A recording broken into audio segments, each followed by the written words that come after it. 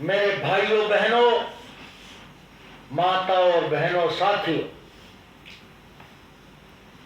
इस देश की विडंबना है कि इस देश में कैसा दुर्भाग्य है कि हिंदुओं को कहा जाता है कि हम दो हमारे दो, या 18 साल से नीचे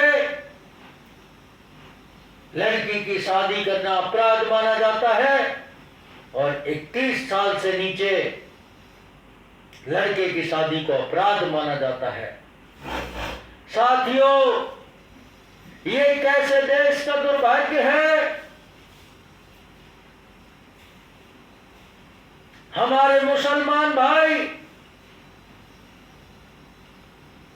एक पत्नी से 2-2 बच्चे करेंगे तो 8 बच्चे पैदा करते हैं। साथियों, जब 1947 में देश आजाद हुआ था उस समय हमारे मुसलमान भाई मात्र 3% थे और आज 2024 में 27.5% हमारे मुसलमान भाई हो चुके हैं। हमें ये गीत सिखाया जाता रहा कि हम दो हमारे दो, बच्चे दो ही अच्छे, छोटा परिवार सुखी परिवार, और हम बड़े भोले, क्योंकि हिंदू धर्म एकमात्र कहता है कि वसुधैव कुटुंबकम, पूरी पृथ्वी ही मेरा परिवार है। हमें सिखाया जाता रहा कि अतिथि देवो भव, हमें सिखाया जाता रहा कि पीपल भी भगवान है और वटवृक्ष भी भगवान है और आकोड़ा का पेड़ भी भगवान है।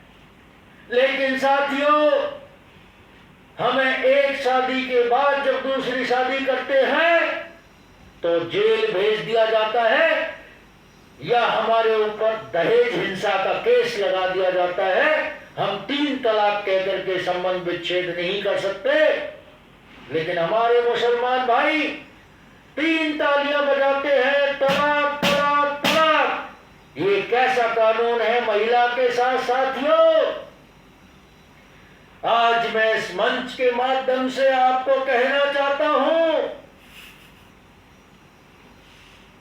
कि मानव के लिए 50 कानून नहीं, 500 कानून नहीं, 5-5 हजार कानून बना रखे हैं, पूरा संविधान बना रखा है। लेकिन ये कैसा कानून है कि हमारे मुसलमान भाई एक त्योहार पर दिन दहाड़े बकरा काटते हैं, उनके लिए कोई कानून नहीं है। जिसका जहां जी करता मांस खाने की दुकान खोल देता है और बकरे को, खरगोश को, नागालैंड में कुत्तों को दिन दहाड़े काट काट के मांस बेच दिया जाता है। साथियों, मांस काट काट के बेच दिया जाता है और उनकी कोई सुनवाई करने वाला इस देश में नहीं है। मेरे आदरणीय सभासद साथियों, आपका मैं ध्यान आकर्षित करना चाहता हूं, इस लोकतंत्र में एक पटवारी से लेकर के और कलेक्टर तक शिक्षा का प्रावधान है। एक पटवारी के लिए भी कम से कम न्यूनतम बीए पास योग्यता है और 18 साल से पहले उसको नीचे नौकरी नहीं दी जाती।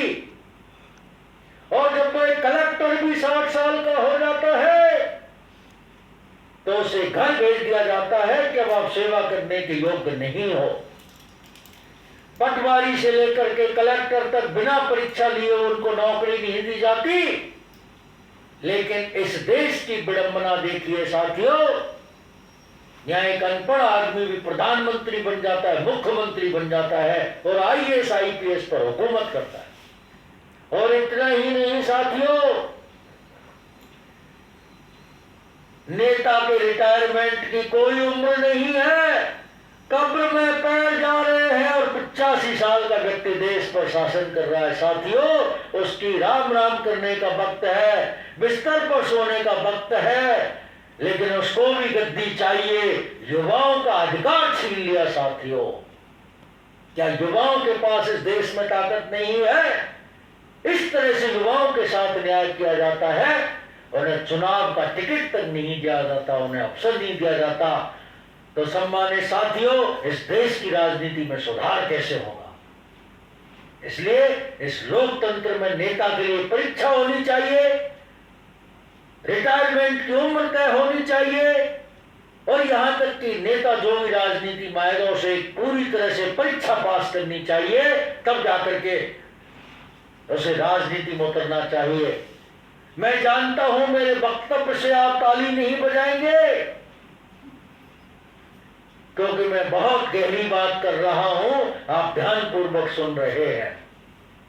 लेकिन मैं प्रोफेसर डॉक्टर आर.जी. शर्मा इस मंच के माध्यम से कहना चाहता हूं, इस देश की प्राचीरों की गहराई को आपको समझाना चाहता हूं, इस एक देश में दो दो कानून कैसे बना दिए जाते।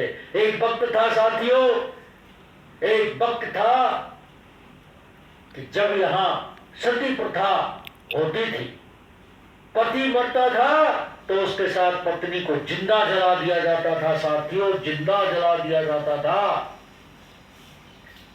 स्वामी दयानंद सरस्वती, लोकमान्य बाल गंगाधर जैसे महापुरुषों ने इस बुराई पर प्रघात करते हुए इस बुराई को दूर किया। लेकिन आज कहां चले गए आज के दयानंद और तिलक? कहां चले गए वो अंबेडकर जी? कहां चले गए महात्मा गांधी? जब इस देश में एक औरत को 3 तालियां बजा करके तलाक तलाक तलाक घर से बाहर निकाल दिया जाता है। साथियों, इस देश में ऐसा भेदभाव बहुत ही शर्मनाक है। इसलिए मेरे विचारों के भारत के हर कोने कोने में पहुंचाने का प्रयास हो। आज का युवा सोशल मीडिया पर चिपका पड़ा है साथियों, उसमें आलस्य आ गया। सोशल मीडिया पर Instagram, share chat, Snapchat, Facebook, Twitter और को